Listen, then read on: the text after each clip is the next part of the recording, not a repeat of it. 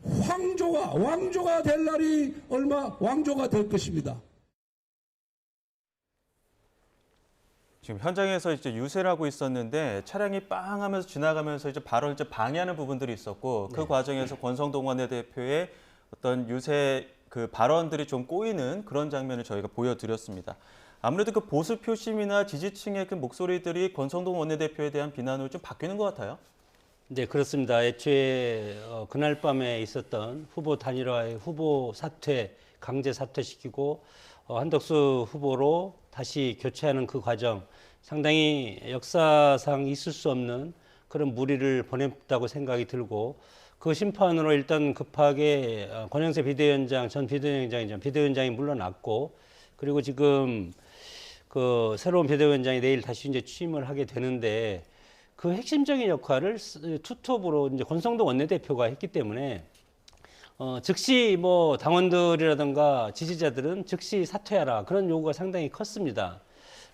그럼에도 불구하고 즉시 사퇴를 하면 권한대행을 이제 조경태 의원으로 이제 넘어가기 때문에 여러 가지 당에 혼란이 있을 수도 있겠다 이런 이제 판단을 한 것 같고 그래서 이런 여파 때문에 TK, PK의 지지율이 상당히 지금 빠져나가고 있었던 건 사실입니다. 그래서 이 빠져나가는 원인을 제공한 이제 원내대표이기 때문에 그것에 대해서는 어떠한 선거에 유리한 것이 무엇인가 그것을 이제 심사숙고할 필요가 있을 것 같고 지금 선거가 20일 남았는데 원내대표 선거를 다시 한다면 공고하고 투표하고 그런 과정을 거쳐야 되기 때문에 시간적으로 상당히 어렵지 않습니까? 그래서 지지층들을 어떻게 당의 혁신 방향으로 다시 할 것인가를 설득을 하고 김문수 후보 입장에서는 모든 사람을 다 같이 가야 된다.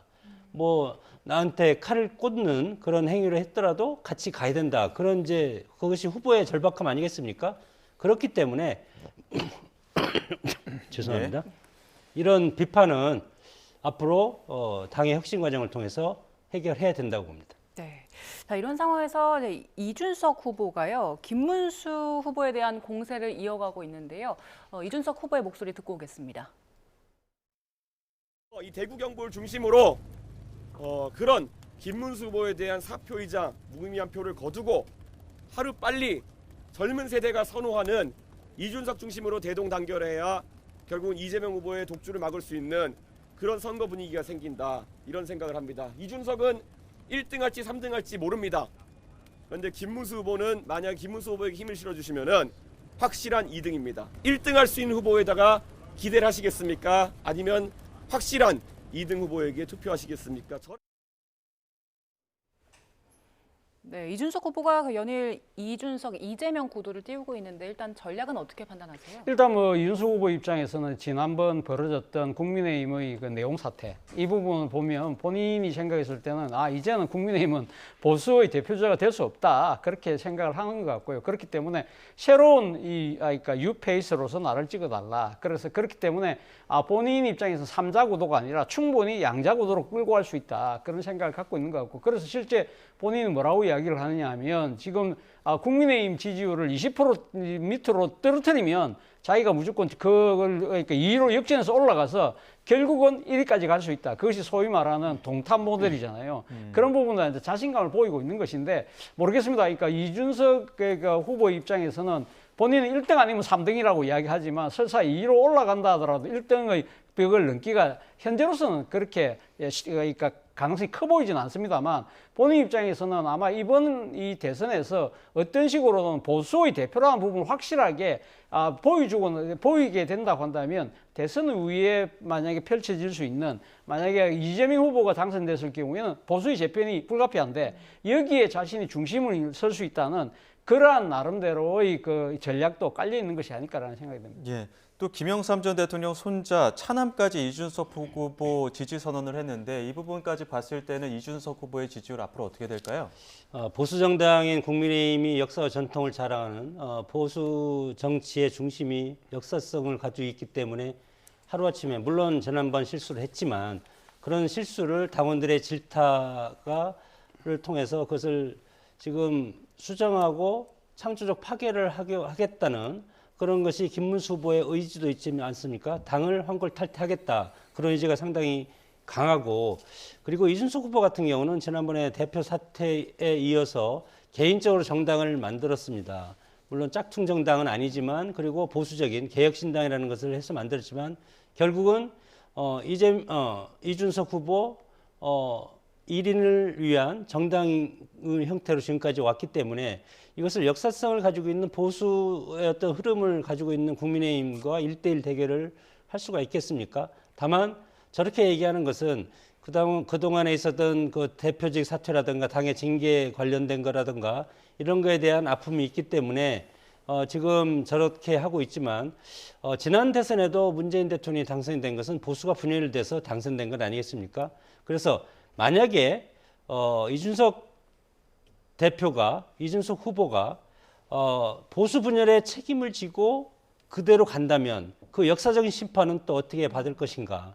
저는 감당할 수 없다고 봅니다. 정치를 계속할 수 없다고 저는 생각이 들기 때문에 물론 단일화 과정을 거치던가 아니면 후보 사퇴를 하던가 일정 부분 어느 시점에 가서 뭐 일주일 전이든 5일 전이든 막판에 가서는 이것이 단일화되지 않으면 보수가 필패한다. 그러면 누가 책임이 클 것인가? 그렇기 때문에 저는 결국은 보수 단일화는 이루어질 수밖에 없다고 봅니다. 이준석 후보는 단일화에는 분명하게 선을 긋고 있고 완주하겠다는 의지 연일 밝히고 있는데 지금 김용태 의원 같은 경우에 이제 지명이 되면 네. 분명하게 이야기를 해보겠다, 추진하겠다라고 밝혔거든요. 둘이 또 가깝잖아요. 네. 이준석 후보 어떤 결정 내릴까요?